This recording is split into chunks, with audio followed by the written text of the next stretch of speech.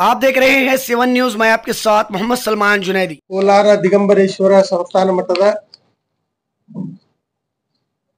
ಕಲ್ಲಿನಾಥ ಮಹಾಸ್ವಾಮೀಜಿಗಳು ದಿಗಂಬರೇಶ್ವರ ಸಂಸ್ಥಾನ ಮಠ ಕೋಲಾರ ಹಾಗೂ ಚಂದ್ರಶೇಖರ ಕಾಕಂಡಕಿ ಕೃಷ್ಣಾ ಮೇಲ್ದಂಡೆ ಯೋಜನಾ ಬಾಧಿತ ಸಂತ್ರಸ್ತರ ಹೋರಾಟ ಸಮಿತಿ ಉಪಾಧ್ಯಕ್ಷರು ಇವರ ಒಂದು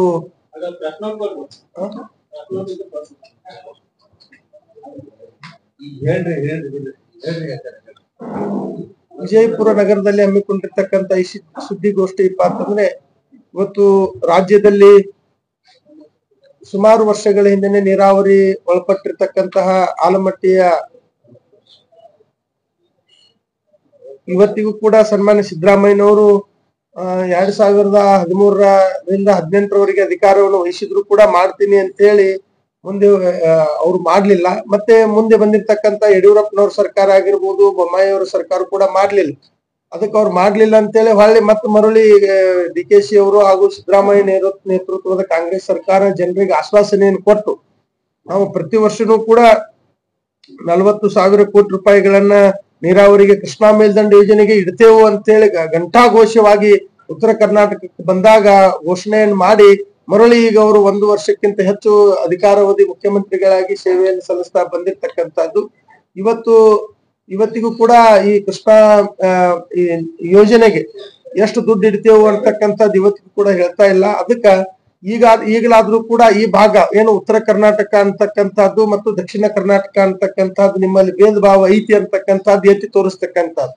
ಅದಕ್ಕ ಇವತ್ತ ದಕ್ಷಿಣ ಕರ್ನಾಟಕದಲ್ಲಿ ಇರ್ತಕ್ಕಂತ ಯೋಜನೆಗಳಿಗೆ ಸನ್ಮಾನ್ಯ DKC ಅವರು ತ್ವರಿತಗತಿ ಒಳಗ ಅನುಮೋದನೆ ಕೊಡ್ತಕ್ಕಂಥದ್ದು, ಆಸಕ್ತಿ ವಹಿಸ್ತಕ್ಕಂಥದ್ದನ್ನು ನೋಡಿದ್ರ ಇವತ್ತು ನೀವೇನಾದ್ರೂ ನಮ್ಮ ಬಾಧಿತ ಕೃಷ್ಣಾ ಮೇಲ್ದಂಡೆ ಯೋಜನೆಗೆ ಇದೇ ರೀತಿ ಅನ್ಯಾಯ ಮಾಡ್ಕೋತ ಹೋದ್ರಪ್ಪ ಅಂತಂದ್ರ ಮುಂದಿನ ದಿನಮಾನದೊಳಗೂ ಕೂಡ ನಮಗ ಸಪರೇಟ್ ಆಗಿ ಉತ್ತರ ಕರ್ನಾಟಕವನ್ನ ಒಡೆದರೆ ಕೊಡ್ರಿ, ಇಲ್ಲಪ್ಪ ಅಂತಂದ್ರೆ ಈ ನ್ಯಾಯವನ್ನ ಸರಿಪಡಿಸಬೇಕು ಅಂತಕ್ಕಂಥದ್ದೊಂದು ದೊಡ್ಡ ಪ್ರಮಾಣವಾಗಿರ್ತಕ್ಕಂಥ ಹೋರಾಟವನ್ನ ನಾವು ನಾಳೆ ದಿವಸ 3ನೇ ತಾರೀಕು 12ನೇ ತಿಂಗಳು ಅಂದ್ರೆ ಮಂಗಳವಾರ ದಿವಸ ನಾಳೆ ದಿವಸ ಕಾಳಿದಾಸ ಸರ್ಕಲ್ದಿಂದ ಬಾಗಲಕೋಟೆ ಜಿಲ್ಲಾಡಳಿತ ಕಚೇರಿವರೆಗೆ ಪಾದಯಾತ್ರೆ ಹಾಗೂ ಅಹೋರಾತ್ರಿ ಧರಣಿ ಸತ್ಯಾಗ್ರಹ ಸದರಿ ಉಪವಾಸ ಸತ್ಯಾಗ್ರಹವನ್ನ ರಾಜ್ಯ ಸರ್ಕಾರವನ್ನ ಖಂಡಿಸಿ ಮಾಡ್ತಕ್ಕಂಥದ್ದು ಮತ್ತು ಕೇಂದ್ರ ಸರ್ಕಾರದ ನರೇಂದ್ರ ಮೋದಿ ಅವರಿಗೂ ಕೂಡ ಆಗ್ರಹವನ್ನು ಮಾಡ್ತೀವಿ. ನಾವೇನು ಯಾವುದೇ ಒಂದು ಪಕ್ಷದ ಪರವಾಗಿ ವಿರೋಧವಾಗಿಲ್ಲ. ಆದ್ರೆ ಎರಡೂ ಸರ್ಕಾರಗಳು ಕೂಡಿಯಾದ್ರೂ ಕೂಡ ಈ ಭಾಗದ ಬಡವ ರೈತನ ಹಾಗೂ ದೀನ ದಲಿತರ ಈ ನೀರಾವರಿ ಏನು ಆಗಿರ್ತಕ್ಕಂಥ ಅನ್ಯಾಯವನ್ನ ಸರಿಪಡಿಸಬೇಕು. ಹಂಗೇನಾದ್ರೂ ಕೂಡ ಸರಿಪಡಿಸ್ಲಿಲ್ಲಪ್ಪ ಅಂತಂದ್ರೆ ಉಪವಾಸ ಕೂತಿರ್ತಕ್ಕಂಥ ಎಲ್ಲ ರೈತರು ಕೂಡ ನಾವು ಸಾಮೂಹಿಕವಾಗಿ ಸಾವನ್ನು ಕೂಡ ಪಡೆಯಲಿಕ್ಕೆ ಸಿದ್ಧ ಅಂತಕ್ಕಂಥದ್ದು ಅವಳಿ ಜಿಲ್ಲೆಯ ಎಲ್ಲ ರೈತರು ಕೂಡ ನಾವು ಸಾಮೂಹಿಕವಾಗಿ ಎರಡೂ ಸರ್ಕಾರಗಳ ಹೆಸರಿನಿಂದ ಉಪವಾಸ ಕುಂದಿರುವುದರ ಜೊತೆಗೆ ಏನು ವಿಷವನ್ನು ಕುಡಿದು ಸಾವನ್ನು ಕೂಡ ಪಡೀಲಿಕ್ಕೆ ಮರಣವನ್ನು ಕೊಡ್ಲಿಕ್ಕೆ ಅಹೋರಾತ್ರಿಯಲ್ಲಿ ರೈತರು ಕೂಡ ಸಿದ್ಧದಾರ ಅಂತಕ್ಕಂಥದ್ದನ್ನ ರಾಜ್ಯ ಸರ್ಕಾರವನ್ನು ಆಗ್ರಹಿಸ್ತಾ ಮತ್ತು ಈ ಹೋರಾಟ ಸಮಿತಿ ಉಪಾಧ್ಯಕ್ಷರು ಚಂದ್ರಶೇಖರ್ ಕಾಕಂಡಕಿ ಅವರು ಕೂಡ ಮಾತಾಡ್ತಾರೆ. ಇವತ್ತಿನ ದಿನ ಕೃಷ್ಣಾ ಮೇಲ್ದಂಡೆ ಯೋಜನೆ ಸಂತ್ರಸ್ತರಿಗೆ ಚಂದ್ರಶೇಖರ್ ಕಾಕಂಡಕಿ ಈ ಹೋರಾಟ ಸಮಿತಿಯ ಉಪಾಧ್ಯಕ್ಷರು ಒಳಗಡೆ ಕೃಷ್ಣಾ ಮೇಲ್ದಂಡೆ ಯೋಜನೆಯ ಬಾಧಿತ ಸಂತ್ರಸ್ತರ ಹೋರಾಟ ಸಮಿತಿಯ ಉಪಾಧ್ಯಕ್ಷರು. ಇವತ್ತಿನ ದಿನ ನಾ ಹೇಳ್ಬೇಕಂದ್ರ 60 ವರ್ಷ ಅಂದ್ರೆ ನಾವು ಹುಟ್ಟುಕಿಂತ ಮೊದಲಕ್ಕೆ ಇದು ಯೋಜನೆ ಅಡಿಗಲ್ ಹಾಕಿಗ್ಯಾರ. 60 ವರ್ಷ ಆದ್ರೆ ಇನ್ನ ಪೂರ್ಣಗೊಂಡಿಲ್ಲ. ಬಾಳ ನೋವು ಸಂತ್ರಸ್ತರಿಗೆ ಎಣ್ಣೆ ಆಗೋದು ನೋಡಿದ್ರ ಆ ಸಂತ್ರಸ್ತರಿಗೆ ನಾವ್ ಏನ ಮಾಡ್ಬೇಕಾಗಿತ್ತಂದ್ರ ರಾಜ್ಯ ಸರ್ಕಾರನ ಮಾಡ್ಬೇಕಿದ್ನ ಕೆಲಸ. ಇವತ್ತಿನ ದಿನ 24 ಪಾಯಿಂಟ್ ಮ್ಯಾಗ ಮೀಟರ್ಕ್ ನೀರ್ ನಿಂದ್ರಿಸುವುದನ್ನ 22ಕ್ಕೆ ಮಾಡ್ಯಾರ. 22 ಬ್ಯಾಡ್ರಿ, ನಮಗ 19.6 ಏನೈತಲ್ಲ ಇಟ್ಟ ನಿಂದ್ರಿಸ್ ಸಾಕ. ಆ ಉತ್ತಾರನೊಳಗ ಬೋಸ ಕುಂದಿರ್ಸಾರ ಕೆವಿಷನ್ದ ಒಂದ್ ಸಾಲ್ ಸಿಗೋಲ್ರಿ ರೈತರಿಗೆ. ಒಬ್ರಿಗೆ ಯಾರ್ಯಾರು ಖರೀದಿ ಮಾಡ್ಬೇಕಂದ್ರೆ ಮಾಡಕ್ ತಯಾರಿಲ್ಲ, ಮಾಡಕ್ ತೊಳಂಗಿಲ್ಲ. ಅದನ್ನ ಬೋಸ ಕುಂದಿರ್ಸಾರ, ಕರ್ನಾಟಕ ಸರ್ಕಾರ ಬೋಸ ಕುಂದಿರ್ಸಾರ.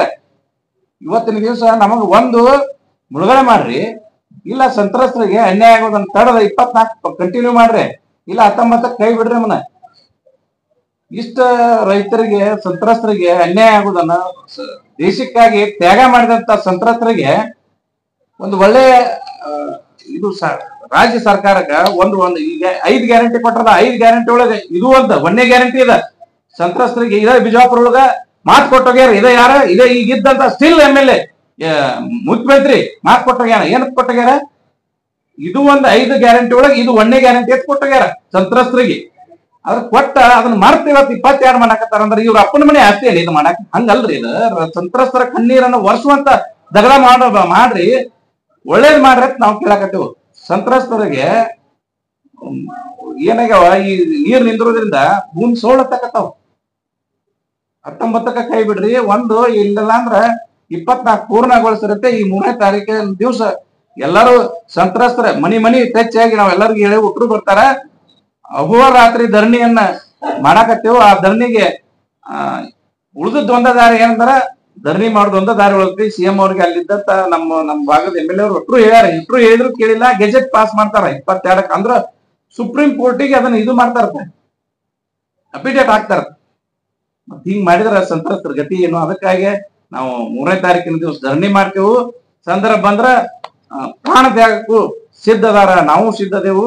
ಅದಕ್ಕೆ ಎಲ್ಲರದು ಸಂತ್ರಸ್ತರ ಬೆಂಬಲತಿ, ಪ್ರತಿ ಮನೆಗೆ ಕೊಟ್ಟೆವು. ಹೋರಾಟಕ್ಕ ನಿಮ್ದು ಕೂಡ, ನಿಮ್ ಮೀಡಿಯಾದವ್ರದ್ದು ಕೂಡ ಬೆಂಬಲ ಸೂಚಿಸ್ತದೆ ಅಂತೇಳಿ ನಾನು ಮಾತಾಡ್ತೀನಿ. ಈಗ ಒಟ್ಟು ಎಷ್ಟು ಸಂತ್ರಸ್ತರು ಎಷ್ಟು ಜನ ಇದ್ದಾರೆ? ಬಾಗಲಕೋಟೆ, ಬಿಜಾಪುರ ಜಿಲ್ಲಾ, ಬೆಳಗಾವಿ ಜಿಲ್ಲಾ, 3 ಜಿಲ್ಲಾ. ಎಷ್ಟು ಅಂದಾಜು ಎಷ್ಟು ಇದ್ದಾರೆ? ಎಷ್ಟು ಲಕ್ಷ ಜನ ಇದ್ದಾರೆ? ಸುಮಾರು ಒಂದು 10 ಲಕ್ಷ ಸಂತ್ರಸ್ತರು ಇರ್ಬೇಕು ಸರ್. 3 ಜಿಲ್ಲೆ ಕೂಡಿ ಎಷ್ಟು ಕೋಟಿ ಬೇಕಾಗಬಹುದು? 2 ಲಕ್ಷ ಕೋಟಿ. 2 ಲಕ್ಷ ಕೋಟಿ ಅದೈತೆ. 2 ಲಕ್ಷ ಕೋಟಿ. ಅದನ್ನ ಹೇಳಿ, ಹೇಳಿ. ಸುಮಾರ ಸರ್ಕಾರ ಇನ್ವೆಸ್ಟ್ಮೆಂಟ್ ಮಾಡ್ಬೇಕಾದ್ದು ಮೊದ್ಲೇಕ ಸ್ವಲ್ಪ ಇತ್ತು, ಈಗ ದಿವ್ಸ ಹೊತ್ತ ಅದಂಗ ಹೆಚ್ಚಾಗತೈತಿ. 2 ಲಕ್ಷ ಕೋಟಿ ರೂಪಾಯಿ ಸರ್ಕಾರದ ಅನುದಾನ ಕೊಡ್ಬೇಕು ವರ್ಷಕ್ಕ.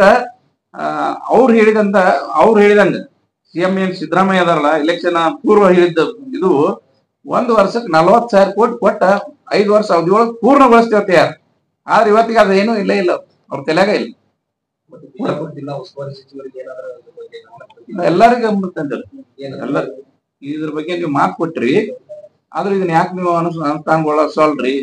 ಇದ್ರ ಬಗ್ಗೆ ಎಲೆಕ್ಷನ್ ಪೂರ್ವ ನೀವು ಕೊಟ್ರಿ, ಮಾತು ಕೊಟ್ರಿ, ಕೊಟ್ಟಾವು ಕೂಡ ನೀವು ಅದ್ರ ಬಗ್ಗೆ ಒಂದ್ ಚಕಾರ ಶಬ್ದ ಇರ್ತವಲ್ರಿ. 5,000 ಕೋಟಿ ಕೊಡ್ತಾರ. 5,000 ಕೋಟಿ ಎದಕ್ ಹಾಕತ್ರಿ? ಎದಕ್ ಸಲಂಗಿಲ್ಲ. 2 ಲಕ್ಷ ಕೋಟಿ ಐತಿ, ವರ್ಷಕ್ಕೆ 40,000 ಕೋಟಿ ಕೊಡ್ತೇವ ಅಂತೇಳಿ ಮಾತು ಕೊಟ್ರ. ಇದೇ ಸಿದ್ದರಾಮಯ್ಯ ಕೊಟ್ರ, ಇದೇ MP ಪಾಟೀಲ್ ಕ್ಷೇತ್ರದಾಗ ಬಂದ್ ಕೊಟ್ರ. ಇಲ್ಲೇ ಅವ್ರು ಇದ್ರಾಗ ಕಾರ್ಯಕ್ರಮದಾಗ ಕೊಟ್ಟಂತ ಭಾಷೆ ಇದೆ. ಆದ್ರೆ ಇವತ್ತಿಗೂ ಅವರು ಅದ್ರ ಬಗ್ಗೆ ಚಕಾರ ಇರ್ತಾವ. ಏನು ಈ ಸಂತ್ರಸ್ತರು ಎಲ್ಲಿ ಹೋಗಲಕ್ 22ಕ್ಕೆ ಬಂದಾರ. 524 ಇದ್ದದನ್ನ 22ಕ್ಕೆ ಮಾಡ್ತಾರ. ನಮಗ್ 19ಕ್ಕೆ ಕೈ ಬಿಡ್ರಿ, ಕರಿ ಉತ್ತಾರ ಮೇಲೆ ಭೋಜ ತೆಗೀರಿ. 519.6 ಏನೈತಲ್ಲ ಅಷ್ಟಕ್ಕ ಕೈ ಬಿಟ್ಟ ನೀವು ಏನ್ 519 ಅಂತ ನಿಂದ್ರಿಸ್ಯಾರ ನೀರ್. 522 ಮಾಡೋದು ಬೇಡ. 519ಕ್ಕ ನಿಂತ್ರು ಉತ್ತಾರ ಮೇಗಿನ ಭುಜ ಕುಲ್ಲ ಮಾಡ್ರಿ. ಅವ್ರಿಗೆ ಸಾಲ ಸಿಗವಲ್ರಿ, ಬ್ಯಾಂಕ್ನಾಗ ಸಾಲ ಕೊಡಲ್ರಿ. ಹೊಲ ಮಾರ್ತಾನಂತಾರ. ನನ್ ಮುಂದೆ ಒಂದ್ ಮಣ್ಣು ಕಣ್ಣ ನೀರ್ ತಂದ, ನನ್ನ ಮನಿ ಮಾರ್ತನ್ರಿ ಅಂದವ. ಮಾರಾಕು ಪರ್ಮಿಷನ್ ಇಲ್ಲ. ರೈತರ ಪರಿಸ್ಥಿತಿ ಏನಾಗೈತೆ ಅಂದ್ರ ಈ ಕಡೆ ಅದೇನಂತಾರಲ್ಲ, ಸಾಯಕ್ಕೂ ಬಿಡೋದು, ಬದುಕಾಕು ಬಿಡೋಲ್ಲ. ಇಂಥ ಒಂದು ವ್ಯವಸ್ಥೆ ಒಳಗ ರಾಜ್ಯ ಸರ್ಕಾರ ನಿರ್ಧಾರ ತಗೋಬಾರ್ದು. ಇಂಥ ಒಂದು ಏನಂತಾರ ಕನಿಷ್ಠ ನಿರ್ಧಾರ ತಗೋಬಾರ್ದಾಗಿತ್ತು. ಆದ್ರೆ ಯಾಕೆ ತಗೊಂಡಾನೋ ಸಿದ್ದರಾಮಯ್ಯ ಎದ್ರ ಸಂಬಂಧ ರೈತರ ಸಂತ್ರಸ್ತರ ಎಲ್ಲದಕ್ಕೂ ತ್ಯಾಗ ಮಾಡ್ಯಾರ. ಹೊಲ ಮನಿ ಮಠ ಕಳ್ಕೊಂಡ್ ಅವತ್ತಿನ ಹೋರಾಟಕ್ಕೆ ಎಷ್ಟು ಜನ ಸೇರ್ಬೋದು? ಎಲ್ಲಿಂದ? ಒಂದ್ 25,000 ಜನ ಎಲ್ಲ ಬಾಗಲಕೋಟೆ, ಬಿಜಾಪುರ, ಆಮೇಲೆ ಬೆಳಗಾವಿ ಜಿಲ್ಲಾ, 3 ಜಿಲ್ಲಾ ಸಂತ್ರಸ್ತರು ಸುಮಾರು ಒಂದ್ 25,000ಕ್ಕೂ ಹೆಚ್ಚು ಜನ ಕೂಡುವಂತ ವ್ಯವಸ್ಥೆ ಒಳಗ ಎಲ್ಲ ರೆಡಿ ಮಾಡ್ತಾರೆ. ಎಲ್ಲಾ ಸಂಘಟನೆ ಒಂದೇ ಅಲ್ಲ, ಎಲ್ಲಾ ಸಂಘಟನೆಗಳು ಸಂತ್ರಸ್ತರಿಗೆ ಇವತ್ತು ಬೆಂಬಲ ಸೂಚಾರ.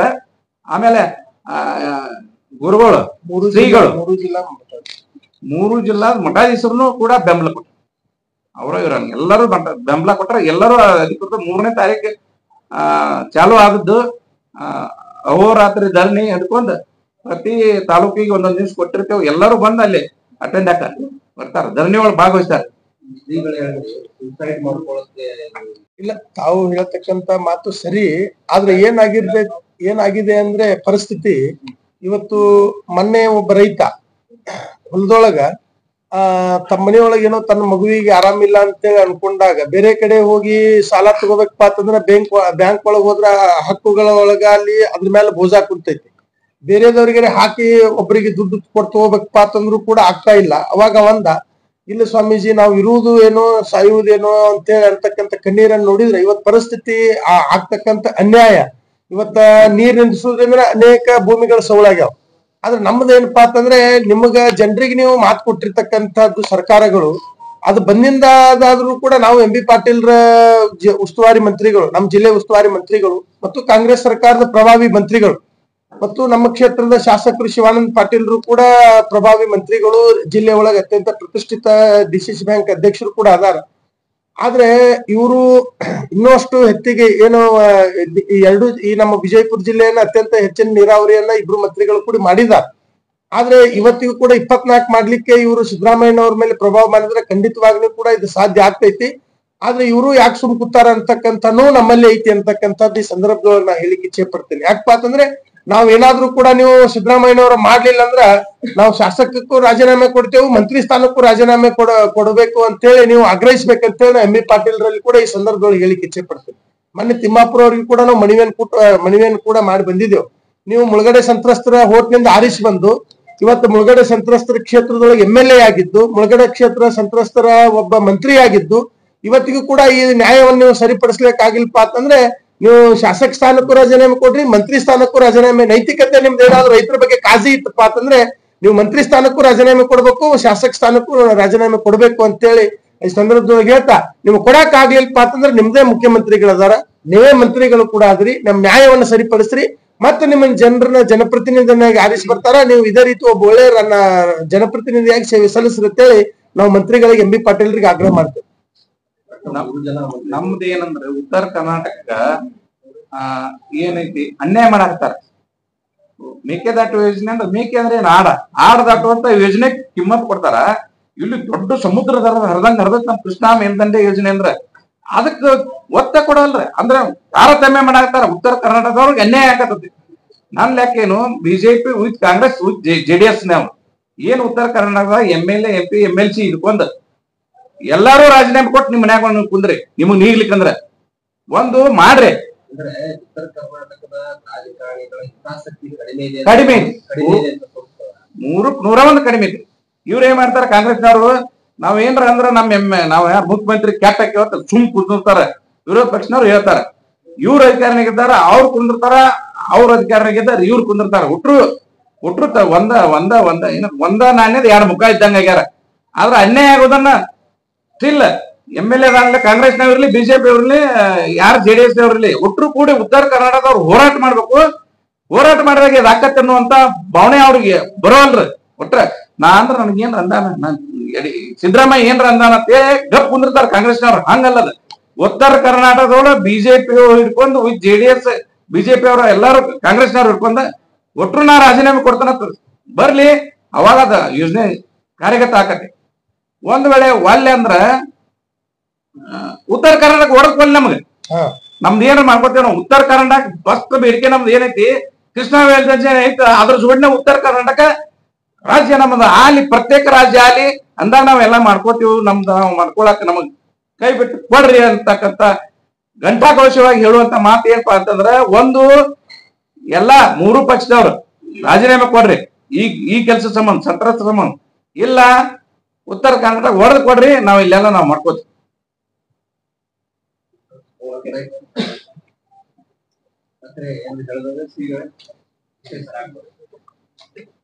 ತಾವೇ ಸ್ವಲ್ಪ ಚೆನ್ನಾಗಿ ನಮ್ಮ ಸಂತ್ರಸ್ತರ ಪರವಾಗಿ ವರದಿ ಮಾಡ್ರಿ.